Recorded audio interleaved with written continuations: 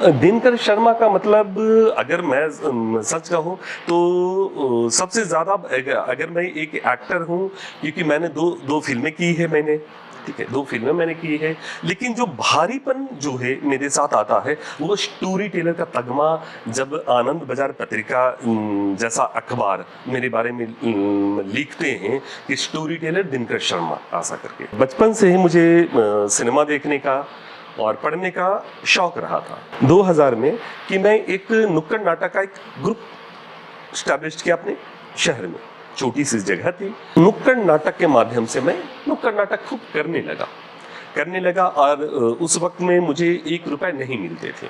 कुछ लोगों को ऐसा लगता था कि जो बिहार से आए हैं वो उनका काम ये सब नहीं है, क्लास में उनकी कोई दखल नहीं होती है, वो बंगालियों का यही काम है। इस तरह से यहाँ पे आपको लगता है कि किसी की आंखों को आप नम नहीं कर सकते हैं, क्योंकि लोग इतने मशीनी हो गए हैं। उस कंडीशन में जब आप कोई चीज़ आपसे मैंने आपको देखती है, जब उनके पास शब्द नहीं होता है तो लगता कि वाह आपने काम कर दिया।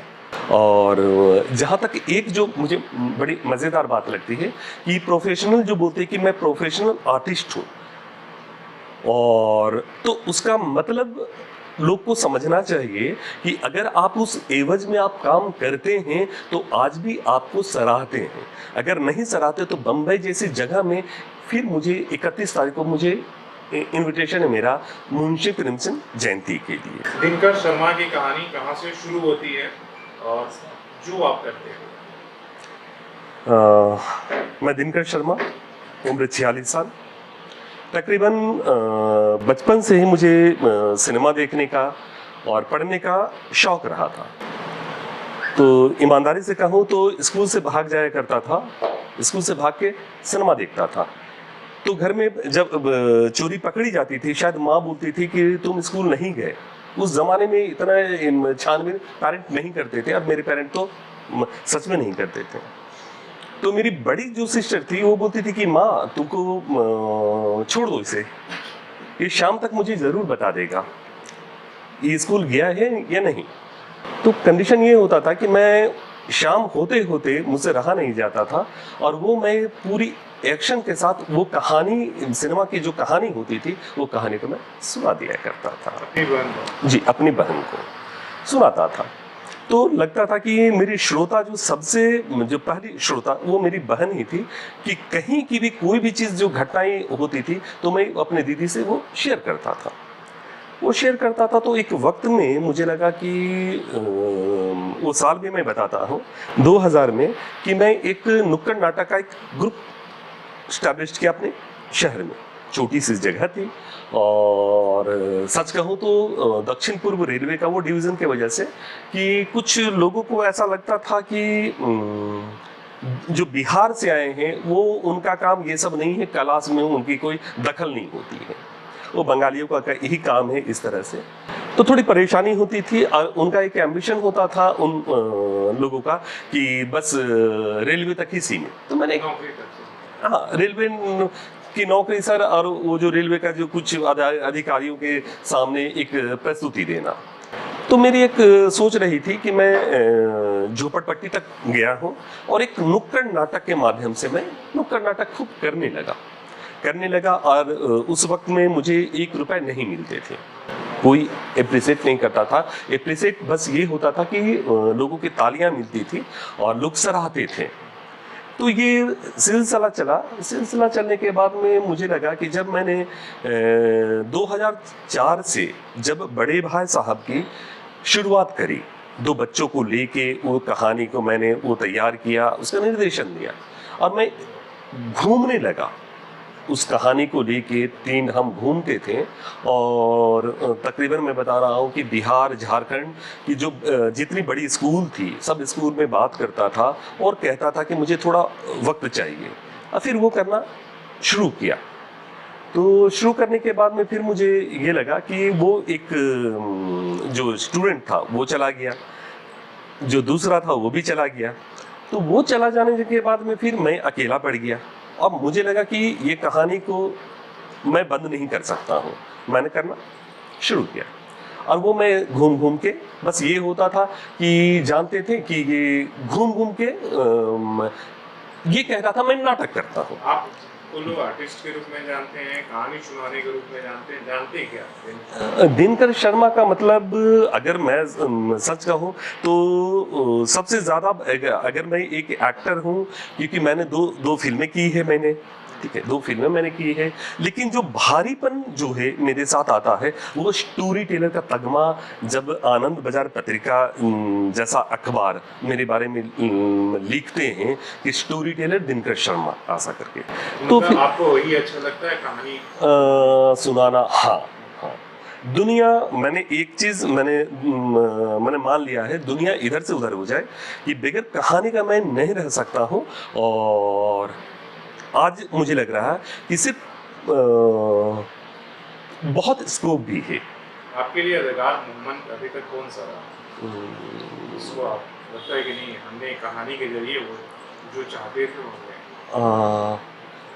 बहुत सारी ऐसी जो चीज़ें हैं सर कि जहाँ पे मुझे लगता है कि जब आप इस ज़माने में जहाँ पे मानवीय संवेदनाएं जहाँ पे फिनिश होती है, जहाँ पे आपको लगता है कि किसी की आंखों को आप नम नहीं कर सकते हैं, क्योंकि लोग इतने मशीनी हो गए हैं। उस कंडीशन में जब आप कोई चीज़ आपसे आपको देखती है, जब उनके पास शब्द नहीं होता है, तो लगता कि वाह आपने काम कर दिया।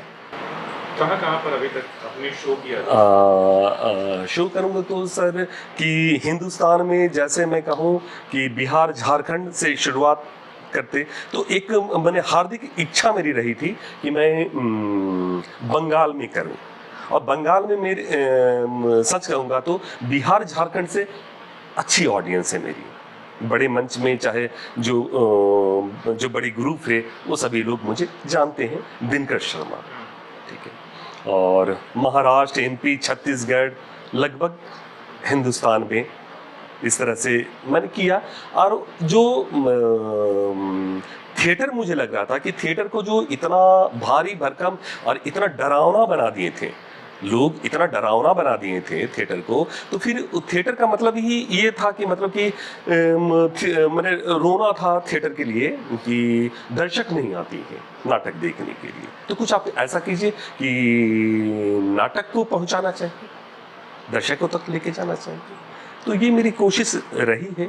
और जहाँ तक एक जो मुझे बड़ी मज़ेदार बात लगती है कि प्रोफेशनल जो बोलते हैं कि मैं प्रोफेशनल आर्टिस्ट हूँ, और तो उसका मतलब लोग को समझना चाहिए कि अगर आप उस एवज में आप काम करते हैं तो आज भी आपको सराहते हैं, अगर नहीं सराहते तो बम्बई जैसी जगह में फिर मुझे 31 तारीख को मुझे इनविटेशन है मेरा मुंशी प्रेमचंद जयंती के लिए।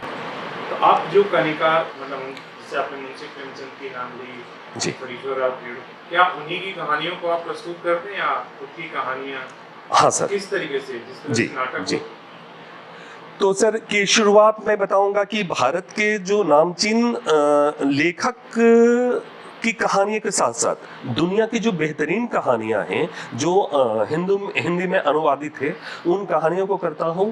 और उन कहानियों के साथ साथ साथ मेरी खुद की लिखी हुई कहानी है जो कि एक राष्ट्रीय मैगजीन में वो पब्लिश हो चुकी है, वो जैसे वागर्थ में पब्लिश हुई है और परी कथा में पब्लिश हुई है, और उन कहानी को भी मैं आज इतना स्कोप है जी, वेब सीरीज बन गए, टेलीविजन है, फिल्म है, जी। तो आपको नहीं लगा कि मतलब मैं वो सारी चीजें करूं जो अकेले देश भर में घूम घूम कर कहानियां सुनाता हूं, तो उस तरफ एक्टिंग की तरफ उधर मुख कर जाऊं?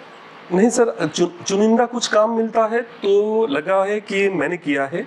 एक फिल्म थी कि जयगम इमाम की, जो इंटरनेशनल लेवल पे वो फिल्म बहुत बड़ी मैंने सराही गई है।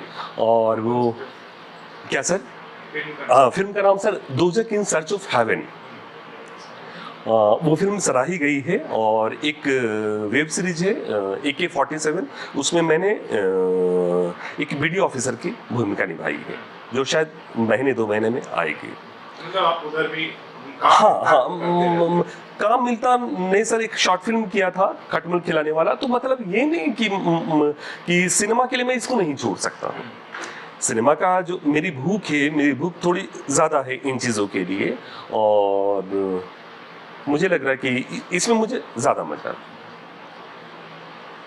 कुछ ऐसी चीजें हैं जो दिनकर शर्मा के बारे में बताना, जो लोग दुनिया नहीं जानता है लेकिन जिसको आपने। हाँ, दुनिया नहीं जानती है कि लोग मुझे देखते हैं कि बड़ी बेबाकी के साथ देखते हैं कि मंच पे कि मैं बड़ी बेबाकी के साथ आता हूँ, अपनी चीज़ों को मैं इंजॉय करता हूँ। इंजॉय मीन्स कि मैं मतलब कि मुझे टाइम जितना लेना है, जितना मुझे लगता है कि इंगेज करना है, मुझे लग रहा है कि जो आज जो ये लोग अभी भी शायद नहीं मानते हैं कि थिएटर चाहे स्टोरी टेलिंग जो ये विधा है, ये एक्टर ओरिएंटेड है सर, एक्टर ओरिएंटेड है।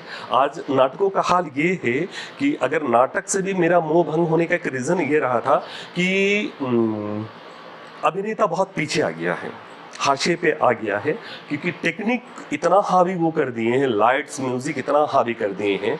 तो मुझे लगता है कि अगर आप एक शानदार बात कहते हैं तो बड़ी आसानी के साथ कहते हैं और लोग पहुंचती है वो बात।